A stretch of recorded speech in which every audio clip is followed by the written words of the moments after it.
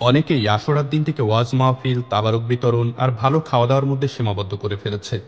অনেকে আবার তাজিয়া মিছিল দেখতে যাওয়া, দল বেঁধে ঘুরতে যাওয়া আর সন্ধ্যার পর দাওয়াত অনুষ্ঠানকে এই দিনের জন্য রুটিন বানিয়ে নিয়েছে। অথচ এই দিনটি অত্যন্ত মর্যাদাপূর্ণ একটি দিন।